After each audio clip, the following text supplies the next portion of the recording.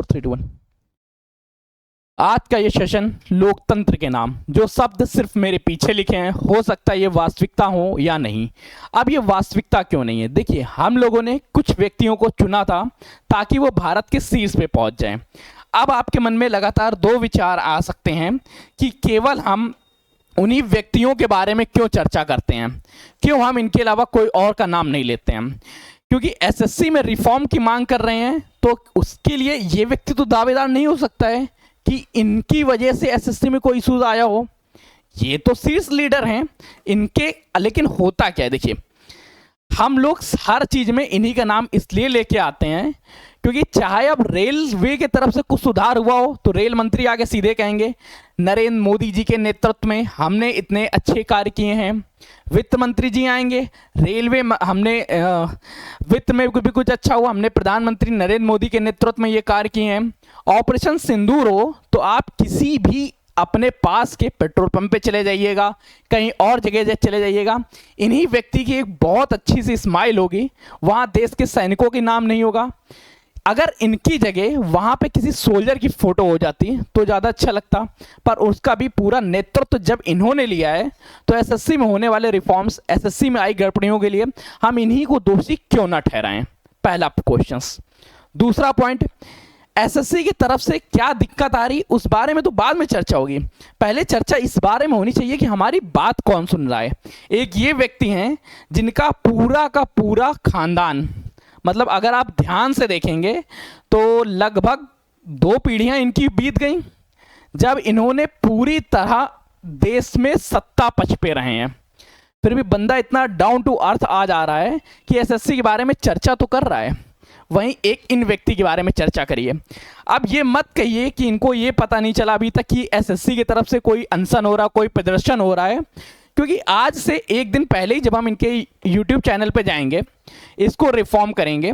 देखिए, इस बारे में ये बात तो न्यूज़ मीडिया में भी पता था, बाकी सबको पता था कि एसएससी को लेके एक आंदोलन होने वाला है, वो भी जन आंदोलन होने वाला है जिसमें स्टूडेंट्स और टीचर्स दोनों पे व्यवस्थित हो रहे हैं।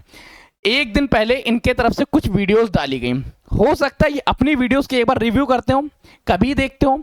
अब इस वीडियोस में हम आंख बंद करके कोई भी कमेंट्स को पढ़ लेते हैं। एक समय था जब धर्म के नाम पे युद्ध जीते जाते थे, आज धर्म के नाम पे चुनाव जीते जा रहे हैं। देश का शिक्षक विद्यार्थियों के लिए डंडे खा रहा है और नेता पार्लियामेंट में 2 रुपए की शाही बटर खा रहे हैं। और चलिए मैं और कमेंट्स कर बताऊँ, मैं लिटरली बता रहा हूँ, आप पूरे चैनल्स को देख लीजिएगा, आंख बंद करके आप खोलिएगा। I requested to the government to please do something about SSC. It's getting worse now. Our teachers are getting detained and between up to। और चलिए, लिटरली पूरे के चैनल्स को ले लीजिए, किसी भी सोशल मीडिया प्लेटफॉर्म को ले लीजिए, हर जगह पहले से ही इस नेतृत्व वाले व्यक्ति तक बात पहुंचाने की कोशिश की गई थी कि कैसे क्या दिक्कत आ रही, क्या इश्यूज आ रही। एसएससी के मान्यवर को पहले से पता है कि एसएससी ने जो एडिक्विटी को टेंडर दिए उसमें कई समस्याएं आ रही, कई जगह धांधलियां हैं, पर वो बोल नहीं सकते क्योंकि कुछ धन गया हुआ है। और लिटरली बता रहे हैं, जैसा कि सर ने ही बोला था कि लगभग 3000 करोड़ का आसपास का ये घोटाला है, तो इस बात को प्रूफ भी किया जा सकता है कि किस तरह से टीसीएस से टेंडर लेके एक ऐसी संस्था को दिया गया जो इतने बड़े क्राउड को मैनेज ही नहीं कर सकती। अरे मैनेज करना तो दूर की बात है, जिनको बात करने का तरीका नहीं पता है यार। कोई भी इंसान, मैं मान सकता हूं कि सिस्टम में एरर आते हैं, 1%, 2%, 5%, ऐसा तो नहीं हो सकता ना कि सारे के सारे सिस्टम्स एरर आ रहे हैं, पूरा सेंटर ही एरर आ रहा है। अरे सेंटर को पहुंचाने के लिए अब इनके साथ देखिए समस्याएं कैसी कैसी होती गई हैं, ये तो आप लोगों को धीरे धीरे पता ही चल गया होगा। अगर आप लोग एसएससी जो जुड़े तो पता होगा, नहीं पता चला, पहली समस्या आती है एडमिट कार्ड्स को लेके कि लास्ट 2 दिन तक एडमिट कार्ड प्रिंट नहीं हो रहे। एडमिट कार्ड प्रिंट हो रहे तो एडमिट कार्ड में सेंटर नहीं दिख रहा है। चलो हम लोग शुरुआत से थोड़ा स्टडी करते हैं। एडमिट कार्ड से पहले आपके लिए नोटिफिकेशन निकलता, आप फॉर्म भरेंगे, आप एक फीस पे करेंगे, इस फीस को कलेक्ट करने के बाद ही आपका एग्जाम होगा। अब ये मत भूलना कि इस एग्जाम्स को कराने के लिए आपसे फीस ली गई है। कोई भी संस्था, कोई भी सरकार ये पेपर आपके लिए फ्री नहीं करा रही। पेपर में जो क्वेश्चंस गलत आएंगे, हर एक क्वेश्चंस के लिए आपसे रुपए लिया जाएगा। आप आपने पेपर बनाया, पेपर गलत बनाया, फिर भी स्टूडेंट्स की गलती है। आज इस बात को जब मान्यवर जी तक रखा गया था तो उन्होंने पता है क्या कहा था? उनका एक छोटा सा जवाब था कि वो जो पैसे आते हैं उन पैसे से हम रोड बनाते हैं। तो बेटा जिस पैसे का प्रयोग अगर स्टूडेंट्स के पैसे से रोड बना रहे हैं तो टैक्स पेयर्स के पैसे का क्या कर रहे हैं? घर चला रहे हैं, या बहुत सारे सुप्रीम कोर्ट या हाई कोर्ट डिस्ट्रिक्ट जज को खरीदा जा रहा है, शायद उनके घरों में भरने के लिए वो पैसे रखे हुए हैं। आज आप ध्यान से देखिएगा, जब सर गए थे एसएससी डीओडीपी भवन के अंदर, वहाँ पे बात हुई और बात के दौरान एक बात रखी गई कि अगर पेपर में क्वेश्चंस गलत आएगा तो भी आप फीस लेंगे। इस फीस के साथ क्या आप एक अच्छे से सेंटर नहीं अलॉट कर सकते थे? आप लोगों से फीस पहले ली गई, इस फीस के बल पे आपको एक सेंटर अलॉटेशन अच्छा होना चाहिए। जो एडिक्विटी नाम की इस संस्था को काम दिया गया, इस संस्था ने इससे पहले क्या करके दिखाया था? तो उन्होंने पता क्या बताया? उनका जवाब बड़ा प्यारा सा था। उन्होंने हमसे वादा किया था कि सब सुविधाएं, सब दुविधाओं को हम दूर कर लेंगे।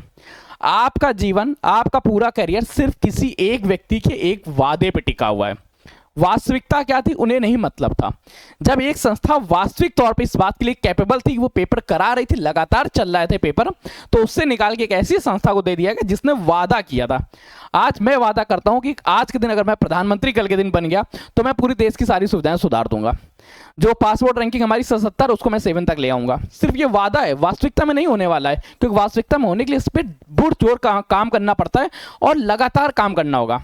पर किसी को काम करने की फुर्सत ही कहाँ मिलती है? सबको क्या करना है? पहले देखना है क्या चल रहा है, क्या नहीं चल रहा है, उसके बाद हाँ, ये वही व्यक्ति हैं जो हर एक सोशल मीडिया ट्रेंड्स पे सोशल मीडिया स्टार्स को अपने पास बुला के अवार्ड्स बांट देंगे। क्यों? उनका नाम होगा, उनको कुछ फेम मिलेगा। पर ये व्यक्ति मणिपुर पे नहीं बोल सकते, ये व्यक्ति किसी संस्था के साथ नहीं बोल सकते, टीचर्स डंडे खा रहे होंगे, टीचर्स मार खा रहे होंगे, उसके साथ नहीं बोल सकते हैं। ये कुछ हैं, देखिएगा किस तरह से हैं। अब इनके बारे में मैं आपको बिल्कुल नहीं बताऊंगा क्या चल रहा है क्या नहीं चल रहा है, क्योंकि ये चीज़ें मेरे ख्याल से शायद इस समय आपको बताना भी नहीं चाहिए। चलिए एक बार देख लेते हैं क्या इशूज़ है, क्या नहीं इशूज़ है, कैसे क्या चल रहा है। बेसिक शिक्षा मंत्री की तरफ से भानुगण, ये वो व्यक्ति जो दिल्ली में एक यूनिवर्सिटी का में वो तक साथ दे रहा है। मोदी जी शांत हैं, क्या कह सकते हैं। एसएससी की सारी गड़बड़ियों को उजागर करते हुए मैक टीचर अभिनय सर जी ने क्या कहा था, सुन लेते हैं एक बार, सुनिए। एग्जाम सिस्टम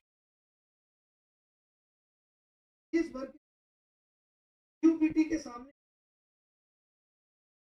कि हम डीयूपी ये सवाल है कि आप इस खराब क्यों नहीं कर रहे?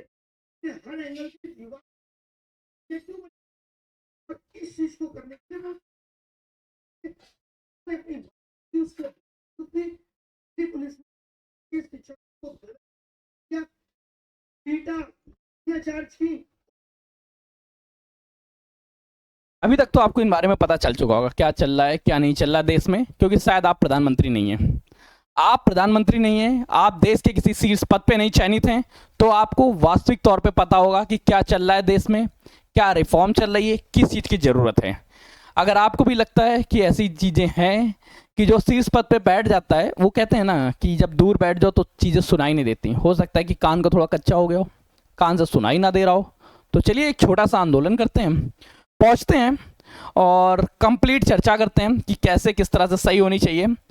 एक जन आंदोलन का पार्टिसिपेशन हो ही चुका है, इस जन आंदोलन में हम लोग भी पार्टिसिपेट बनते हैं और देश को भी सुधारते हैं, देखा जाएगा।